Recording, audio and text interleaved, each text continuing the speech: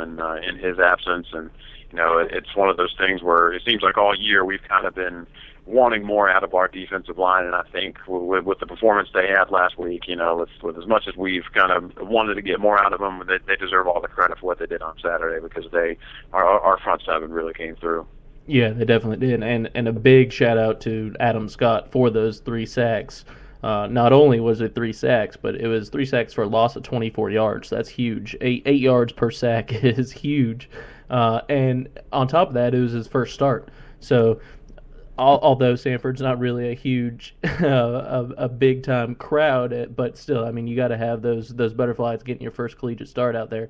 And so he was huge out there. And also a big shout out to Ronald Blair, who, like you said, Mike, he was out with injury. He had a sore hammy, and he was expected to be out the rest of the game. And he was, from what I've heard, was out of his pads completely. He was no longer expecting to be in the game, and when they needed him, he ran back to the locker room, threw on his pads, ran back out and played, and got a huge stop on their last drive. So it was huge for both of those guys, Adam Scott and Ronald Blair. So definitely a huge shout out to them for that, as they were a clear dominant force and the reason that we won that game.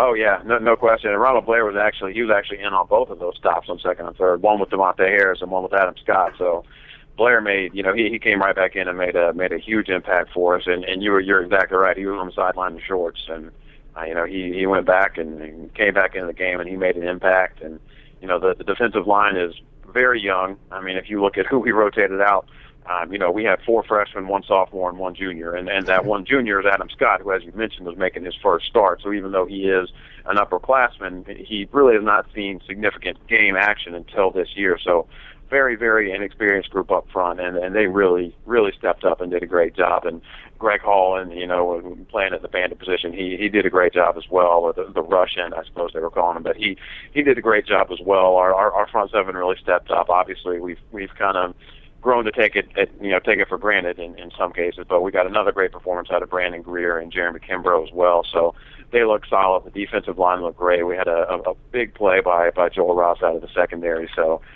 defensively, the team really stepped up. And even though it's not a huge crowd down there at Samford, it was their homecoming. It's a 6,700 seat stadium. They had over 9,000 people there.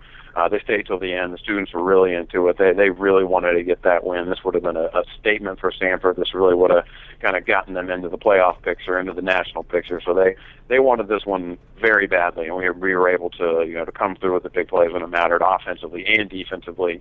And even though it wasn't pretty, there's a lot of things we would like to improve on. Decision making from Jamal Jackson's standpoint, he threw a pick that could have ended up costing us.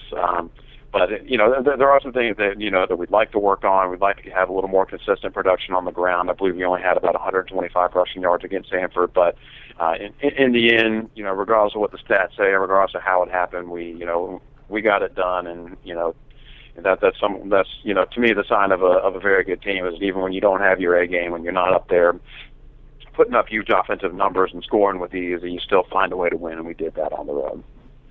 Definitely. I mean, it was, no matter exactly what you said, no matter how we come out with the win, we came out with the W, and that's all that matters, especially going into the hardest part of our SoCon schedule with Wofford this week, and then 2 weeks we got Georgia Southern at Georgia Southern. So it's going to be a difficult test, and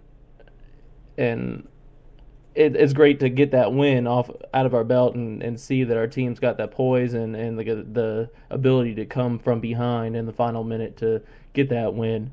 So shout out. I know I gave 2 shout outs earlier. I'm going to give another one to the entire team for coming back and giving your all for Appalachian State in that game, and thank you for that. And so now we've been advertising all week that we would be having, since we were out last week, just with difficulties in schedule, we couldn't do it last week. But this week, in order to bring it back per se, we have an interview with Richie Williams. He was kind enough to take his time out of his day to come and talk to us, and he's busy with the NASCAR and everything right now. So without further ado, I'm going to go ahead and play the interview with the one, the only, the godfather of Appalachian State football, Richie Williams.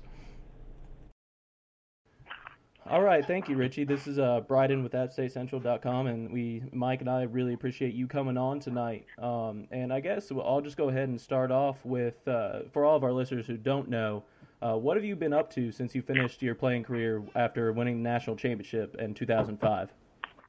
Okay, right after I finished playing ball, well, up at App State, I went up to Canada, played for Hamilton Tiger Cats for 3 years, and then in 2009, I played maybe a third of a season with the Winnipeg Blue Bombers.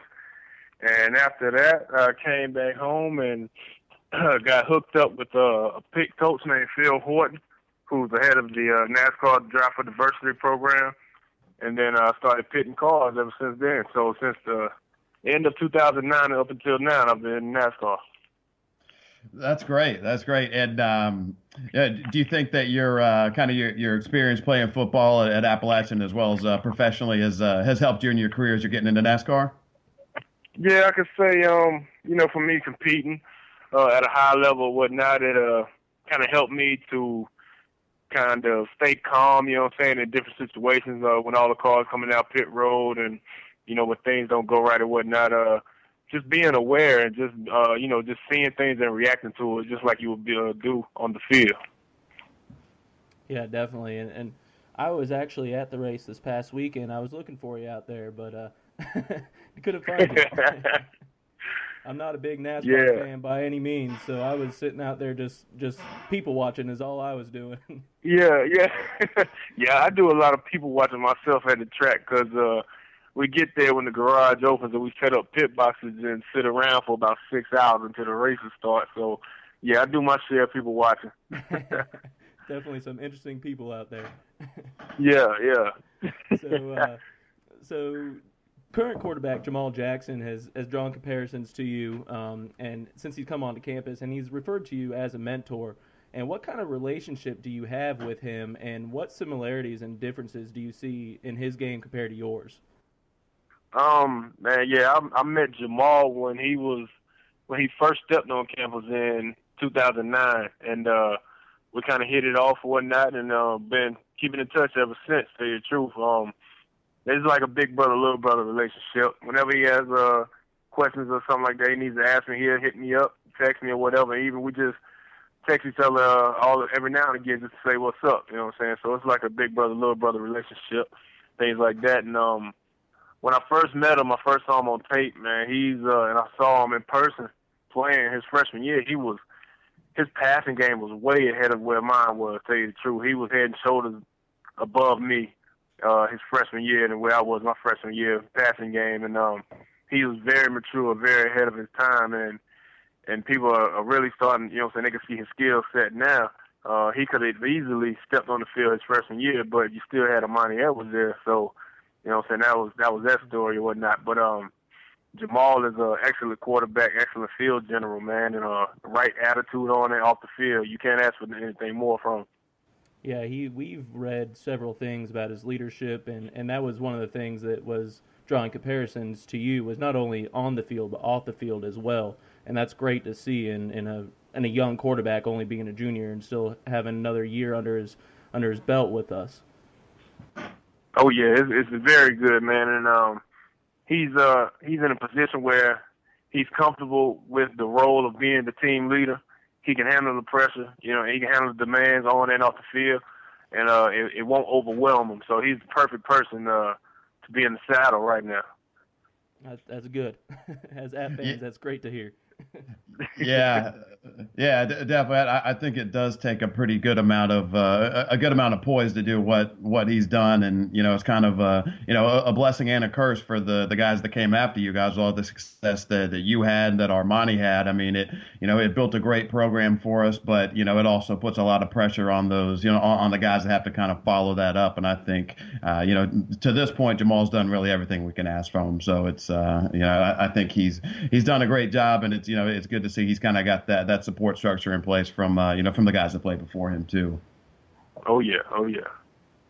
And aside from just your relationship with Jamal, I'm not sure how much I know you're busy and how much you're able to really get back and see this team play. But across the board, although there's plenty of talent, they are the 2012 Mountaineers are a pretty young team. And How much time have you been able to spend around them, and what kind of potential do you think they might have for the future?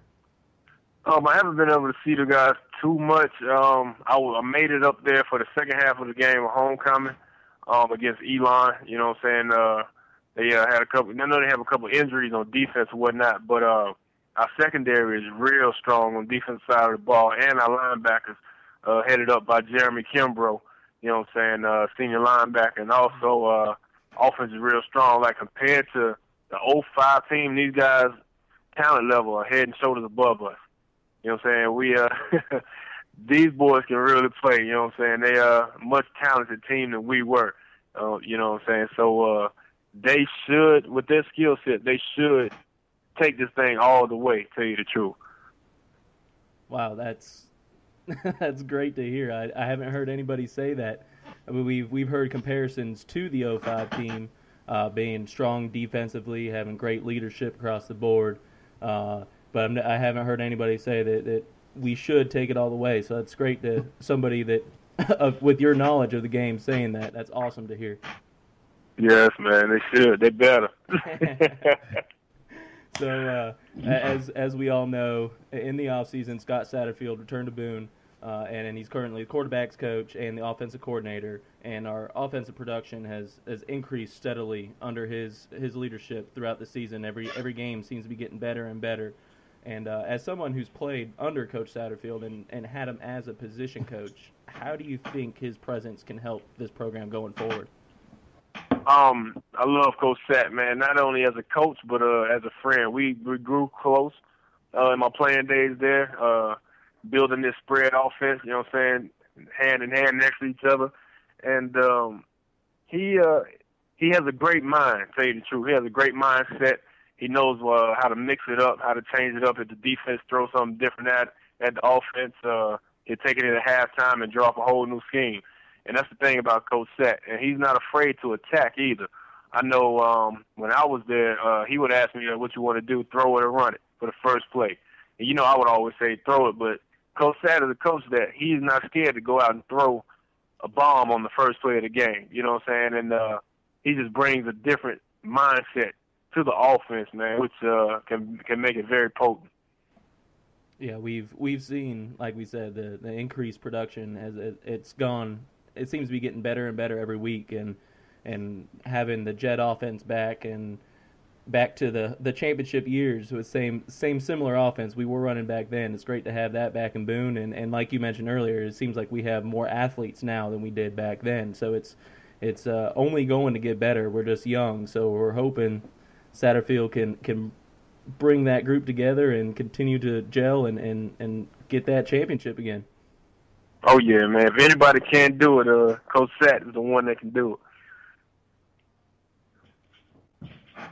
it. Yeah, we actually had Coach Satterfield come on the show right before the season started. He really did have high hopes for this team. He's a very obviously he's a great football mind, and we're thrilled to have him back. And I really have been very happy with the progress of this team throughout the year. And you can just kind of tell that as he's getting more comfortable, having that working relationship with Jamal and everybody else on the offense, that the playbook's really starting to open up. And I'm hoping that as we get further and further into the season, that we're kind of able to to really open things up and become that kind of explosive offense we were 2 or 3 years ago.